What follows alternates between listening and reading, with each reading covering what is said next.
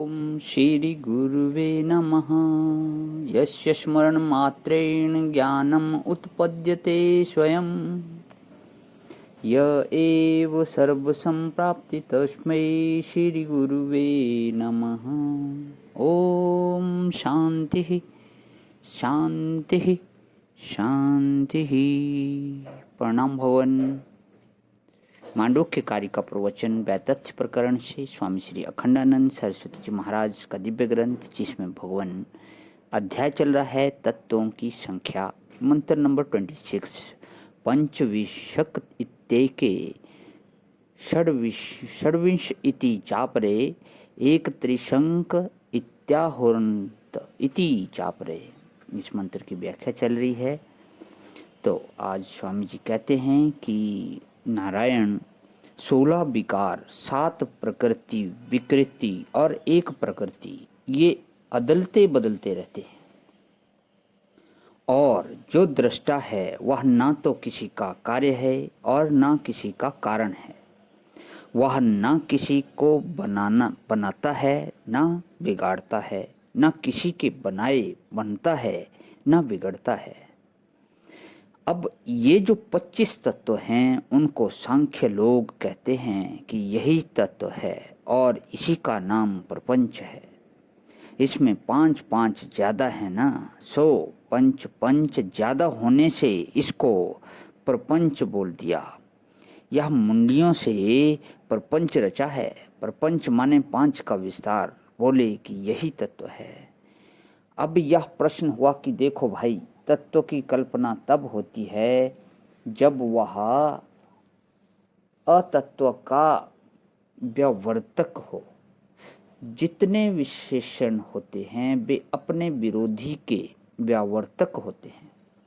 यह तो तुमने सृष्टि का विधानात्मक रूप से इतना विस्तार बताया, यह व्यावर्तक किसका है? नारायण कहो। हमारे संस्कृत भाषा में एक ग्रंथ है स्वराज्य सिद्धि। इस ग्रंथकार का कहना है कि देखो, दृष्टा को प्रकृति से परे मानना और उसको फिर अनेक मानना, यह दुर्वंच ब्राह्मणोपि ब्रह्मा के लिए भी अशक्य कथन है।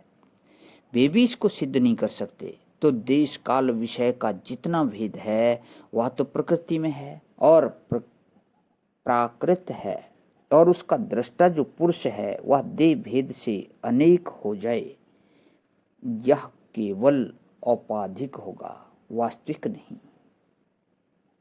इसलिए हे सांख्यवादी, दृष्टा अनेक नहीं हो सकते। तुम सिद्ध करके बताओ, वह कौन सी वस्तु है जो दृष्टा को अलग अलग करती है? जन्म तो शरीर का होता है, मरण तो शरीर का होता है, करण वे भी प्रत्येक शरीर में होते हैं। सुखी दुखी वह भी अंतःकरण वाला होता है। दृष्टा में न तो अंतःकरण है न शरीर है। तो जन्म मरण करण सुखी दुखी आदि के भेद से दृष्टा अनेक नहीं हो सकता। दृष्टा तो दृष्टा है, इसलिए दृष्टा की अनेकता तुम्हारी झूठी।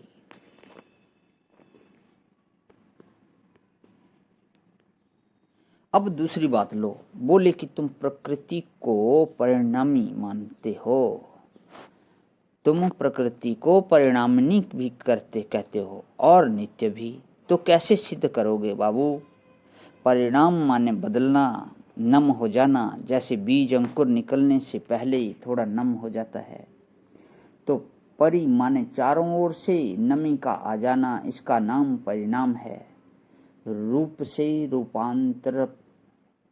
रूपांतरापति, एक रूप से दूसरे रूप में जाना, पहली शक्ल का बदल जाना, तो दूसरी वस्तु की पहली शक्ल बदल गई, तो अनित्य कहाँ से रही? और नहीं बदली तो सृष्टि कहाँ से हुई? कहो कि एक अंश में बदली और एक अंश में ज्यों की त्यों रही, तो उसमें अंश भेद हो गया, और अंश भेद होने से तो वह पहले ही टूट फूट गई। अब वस्तु कहाँ से रही? तो कहने का अभिप्राय यह है कि दृष्टा का अनेकत्व और प्रकृति का नित्य नित्यत्व और फिर दृष्टा का सुखित्व दुखित्व, जन्म मरण वाला होना, यह सब कोई बात सिद्ध नहीं हो सकती। इसलिए सांख्य का यह जो विचार है वह वेदांतियों को मान्य नहीं है। प्रणाम भगवान। आज ही विराम। ओम शांति शांति शांति।